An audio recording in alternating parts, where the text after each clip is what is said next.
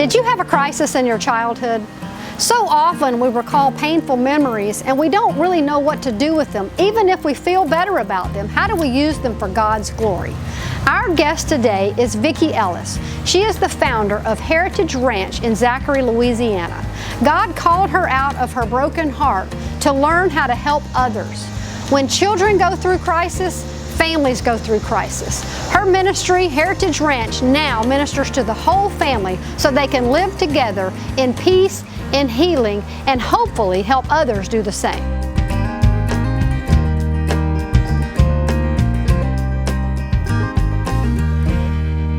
You are going to be so excited about today's episode of Life on Purpose TV. We have Vicki Ellis, who has founded a ministry that understands and helps children and families in crisis. She is the founder of Heritage Ranch. And you may wonder, how does someone start a ranch that helps children? Her story is all about the heart of a family in crisis. So let's go straight to, you come from a great family, you had a good solid upbringing, but you had something happen to you that forever changed your life and gave you a heart for kids that are in pain. One of the biggest things that I felt like I had to tackle in life is helping people understand that trauma and crisis is not a bad family, good family issue. Right. It's just the nature of life. I was sexually abused when I was a child. It was by my grandfather, and my parents didn't have any knowledge of what was going on. When I was about 11 years old, I started to have flashbacks. I started to ask my parents questions about stuff that they just knew that I shouldn't know about. I think the alarm bells started to go off with my parents of like, something good isn't going on and something bad did happen or is happening. Right. And so I guess over the course of that period of time, I started to remember specifically that my grandfather had abused me, and that was when I was during my younger years, between like the ages of around 3 to 6 years old. I had every support that was possible to give, and even with all the support systems of a great family, my mom got me in counseling with a fantastic counselor here in town, had great church support, everything that you could possibly surround someone with in a crisis. I was still a wreck. I was crushed, I was vulnerable, and so from about 11 to 14 years old, I gotta admit, I was really angry and I was really emotional, and that caused a lot of stress with me and my dad, with my parents, because that has to come out somehow. When I was 14 years old, I'd say I was your pretty typical 14-year-old. It wasn't like a lot of people knew what had happened to me. I didn't talk about it publicly because it was just honestly a lot of shame around it at the time. So I think if anybody knew me from a public standpoint, I was a good student, pretty likable, talked a lot, same as today. The anger was mostly directed towards family. So I had this great family that I babysat for. They have 2 sets of twins, and I was 14 years old, and so that summer they called me. I did regular babysitting for them and said, hey, can you come and accompany us on a trip for a couple of weeks? We stopped at a children's home called Wears Valley Ranch. They were good friends with the founders, and at the time, the ranch, which is now thriving and successful, was actually in the process of being built.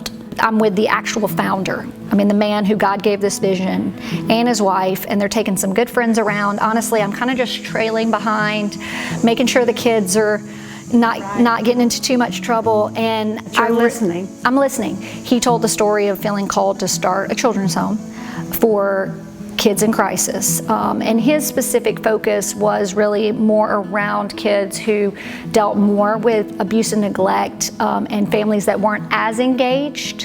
However, the parallels were so similar in terms of me understanding and thinking about, as he talked about it, what would it be like for a child in crisis to not only have gone through what I went through, but then what if they don't have the supports? And so I'm 14, I'll be honest, didn't make any grand plans. God planted a seed and I went back home and finished middle school. But after my freshman year in college, you know how God is. He just started stirring something. I was actually pre-med. After my freshman year, God kept just bringing back to mind, where's Valley Ranch? And I'm like, I don't know why you're doing that, but I just couldn't shake it.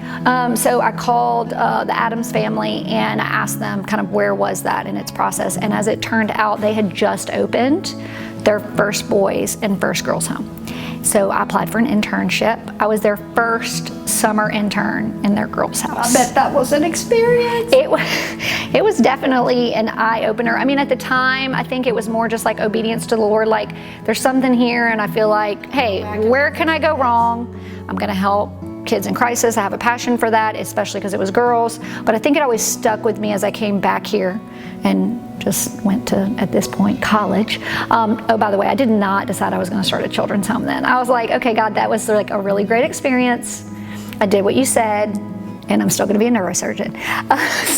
Well, how did that transition though? Because you ended up, clearly, you ended up with Eddie Staub right at Eagle Ranch, and he's telling you this is what it's going to take. So, what was the transition from neurosurgeon to okay, God? I think I was about my third year in school, and I was pre-med, and I got an internship at the local children's hospital, which was an amazing internship, and it was fantastic. But the more time I spent in the actual surgery unit, there was just this thing in the back of my head that was like, there's something about that children's home thing that you're destined towards. I mean, I remember going to my internship, and there was nothing about the internship that wasn't good.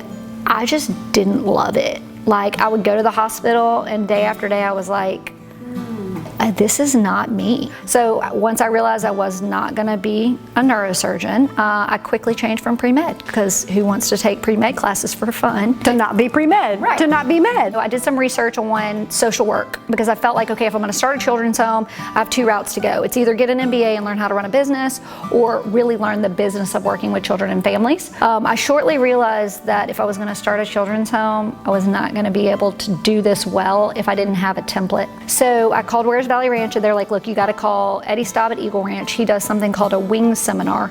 It's an actual 2-day replication seminar on how to start a children's home. So I went, and I remember still sitting in the room on the first day, and he handed us like a binder that was about this thick that had everything from like how to start a board to how to do a business plan. And I just looked at that and thought, I don't know how to do this. It was that moment sitting there at Eagle Ranch that I looked at it and thought, okay, this is where I give my full yes.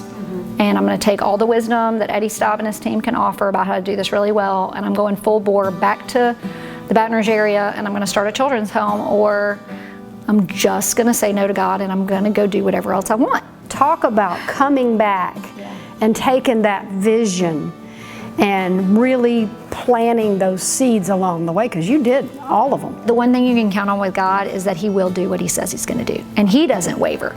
And for me, fundamentally, since my relationship with the Lord is just the compass for everything that I do, and the belief that I'm called to be like He is, you know, that has to be part of who I am if I'm going to be authentically a follower of Him. So having my word, as what they would say, your word is your bond, and doing what we said we're going to do and following through on it, even when it wasn't easy, was just a non-negotiable for me, and it became a part of our DNA and our fabric. So from when you put together your first board to when you opened that first boys' home. It was a long time. That was how many years? Did I do the math right? 11 years. You built a foundation before you built a building. Yeah.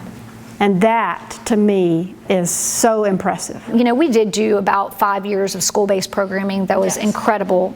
We worked with kids at several alternative schools, expelled youth, before we did the children's home. So we weren't in that 11 years not doing program work, but I will say, when we waited to find the right property that we could afford, when we chose not to open the doors of the facility, even though we had the property, but we couldn't do all the renovations and buildings without going into debt, there was so much pressure to just get open. Because I think when people go into ministry, the temptation is to rush and assume God will catch up. Yeah. But the truth is, we're to wait on God. We don't expect Him to catch up. Let's talk about life in the home. Sure. And the house parents and how you work with the family, because you're not working just with the child. You're helping the parents. You're helping that whole system so they can go back home. So for us, fundamentally, our mission is to work with families. And so while we are a children's home, that has resident males right now that come and reside and live on our campus, the entire family has to be involved. So that is our number one primary focus when we are sharing the services that we provide. So fundamentally, how our program works is that we serve currently boys ages 10 to 18 that are in some type of crisis. When a family calls us, they call us because they've exhausted every other resource. They've tried everything. They've typically tried counseling, they've tried family support, they've tried academic support at school. Everything they've tried isn't working. It sounds like, and this is the scenario we always encounter, it sounds like things have gotten to the point that the family is just absolutely in a tailspin. Right. Now, mom and dad, if there's a couple, or mom, if it's a single mom, or grandparents, they're burning out. They're distressed, there's tension. And when you have a 14-year-old or 11-year-old child that's so angry that they're failing school, they're lashing out, and I mean, it's real, maybe punching the walls to the point that they may be starting to get physically aggressive with you, and all they see, and I'll start crying because I always do, because I have right now a 13 and 11-year-old, and that could be me. Like when your kid is in that moment, you see your like 6-month-old, you see your 5-year-old, like you see those moments in their life, and that's your baby. I don't care that to the rest of the world, they may be the kid that's getting in trouble in class, right, that everybody else thinks is a bully. Anyone can think that, but when it's your kid, and you love your kid, and you've done everything you can, sometimes circumstances, often are, always circumstances are beyond our control. And so I get choked up about it because it's such a passion of mine, because that's the kind of families we serve. So when a family calls us and they go through the interview process, they have to be willing to come and drop their child off at a children's home with a husband and wife couple who are going to co-parent their kids, and they have to trust us, the staff, to raise their children for this period of time, right, along with them. Now, our boys go home every other weekend. Right. It's a huge fundamental part of our process that I think just gives comfort to the parents, because they're not abandoning their children. They're not leaving their children. They are co-partnering with us. Not only do we model family through our staff, because the boys live in a residential home, like a residential house. They do chores, they cook dinners, they do devotions. They live in the family home. They see that model every day, and they receive intensive counseling services. Our boys do group counseling almost every day in the house. They do individual counseling to work through whatever's going on. Their families come up and do counseling every week. And I don't just mean the parents, siblings. So you're operating fully in the ranch. You've got the boys, you've got house parents, you've got rules. You have achieved your plan. Right. You're fully operational as according to what you planned. Yeah, and debt-free. And debt-free. And then the flood. So your house, personal house flooded because you live on the ranch. Yeah. The ranch flooded. You just said your church flooded, so it's like your whole world is all of a sudden underwater, and you've got to be at some point like, okay, God, this was not part of that plan. Right, yeah. I had all this planned, this did not fall. So how do you recover from something like that? Just to give context, when we flooded, we were at the ranch, my family lived there, and then we had the house parent couple and the boys. So we all evacuated to a garage apartment above the main boys' home where we have support staff live. So praise Jesus, in the first place, we were all safe. So this flood was catastrophic. Our campus, which is 52 acres, got 4 feet of water. So all of our facilities, the boys' home, my home, our offices, all flooded. But I took out my phone, and it hadn't flooded, and I took this like selfie video, and I still have it, and I took it and I just videoed myself, and I said, okay, God, so this is what has happened, and you brought us here, and you called us to do this, and I know that you didn't call this children's home to be open for this period of time. Just to flood. We are all about generations at Heritage Ranch. What we do isn't about the one kid. Right. It's about his great-grandkids. It's about shifting generational cycles. And so I took the video and I said, okay, God, so now it's your job. You will restore this, and you're gonna prove to me that you're in control. And there's nothing like losing everything you have to make you realize you never had control you thought you had. It was just really like one of the most beautiful things, because in hindsight, I realized I hadn't given God the ranch. It was like, this is Vicki's children's home. Yeah. And in that moment, it was like, okay, God, I'm gonna give it to you because I don't have this to do again without you. And so that was August of 2016, 1 year and like 11 days after we had opened, and we had to start over. So I've started Heritage Ranch twice, and in Jesus' name, we'll never have to start it again, but we're back. You've heard Vicki's story, and you know kids who are in crisis. You know families who don't know what to do to help their child. The way to help their child could be by helping Heritage Ranch. Go to lifeonpurpose.tv and help Heritage Ranch minister to kids in crisis.